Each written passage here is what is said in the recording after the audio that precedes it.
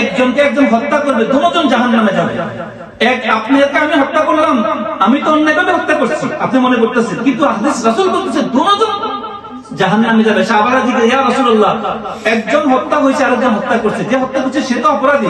বলতেছে এই লোকও তাকে হত্যা করার ইচ্ছা রাখতো, আগে সে হত্যা করে দিছে, কিন্তু এও কিন্তু তারা হত্যা করার ইচ্ছা। আজকে আমাদের সমাজ দেখেন, একে অপরের দুশমনকে, ক্ষতিকারককে, যে যাকে বেশি বেশি করে জিকির করেন আর হালাল রাস্তায় চলার চেষ্টা করেন।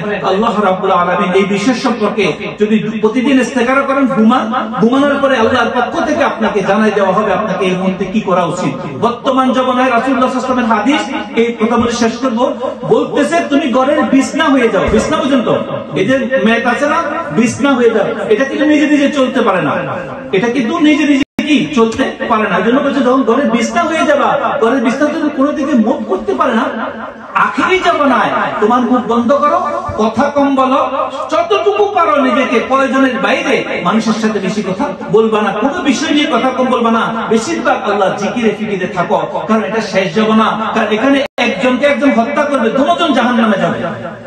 আপনাকে আমি হত্যা করলাম, আমি তো অন্যায়ভাবে হত্যা করছি আপনি মনে করতেছেন, কিন্তু হাদিস রাসূল বলতেছে দুজন জাহান্নামে যাবে। সাহাবারা জিজ্ঞাসা, ইয়া রাসূলুল্লাহ, একজন হত্যা হয়েছে আরেকজন হত্যা করছে, যে হত্যা করছে সে তো অপরাধী। বলতেছে এই লোকও তাকে হত্যা করার ইচ্ছা রাখতো, আগে সে হত্যা করে দিছে, কিন্তু এও কিন্তু তারা হত্যা করার ইচ্ছা। আজকে আমাদের সমাজ দেখেন, একে অপরের দুশমনকে, ক্ষতিকারককে, যে যাকে ক্ষতি করে। আল্লাহ রাব্বুল আলামিন, আমি এই জন্য বলতেছি আজকে আমাদের ইবাদতের মধ্যে বরকত নাই। আপনি যে ইমামকে দেখবেন, যে আমি কাউকে নামাজ ছাড়তে বলতেছি না, মসজিদে নামাজ পড়তে যাবেন, যেই মানুষকে দেখবেন যার জীবনের সমস্যা আছে, যে হারামের লগে জড়িত আছে, যে খারাপের লগে জড়িত আছে, কমস কম 2 কদম হাঁটির প্রয়োজন অন্য ইমামের কাছে যায় নামাজ পড়বেন। চেষ্টা করবেন একজন হক্কানি লোকের পিছে নামাজ পড়ার জন্য।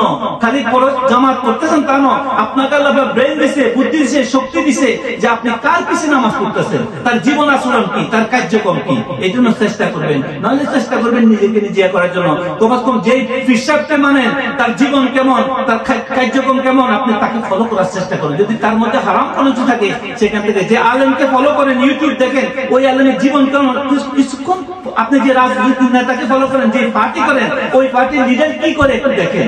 তারপরে এই জন্য আপনারা যারা আজকে ইয়াং জেনারেশন বরবাদ হচ্ছেন, আল্লাহর দিকে আসেন, আপনার কলবকে চিন্তা করেন, খামোশ হয়ে যান, কথাবার্তা কম করার চেষ্টা করেন, বেশি বেশি জিকির ফিকিরে থাকেন। মিথ্যা, ধোঁকা, প্রতারণায় ভরপুর সমাজ। আজকে হাদিস কোরআনের নামে বিভিন্ন ভাবে মানুষকে বিভিন্ন অর্থ করে ধোঁকা দেওয়া হচ্ছে। এই জন্য আল্লাহর কাছে আমরা দোয়া করি, আল্লাহ যেন আমাদের কলব চিন্তা করে, যে আমরা প্রকৃত হাদিস কোরআনের অর্থ বুঝতে পারি। আমা তৌফিকে ইল্লা বিল্লাহ।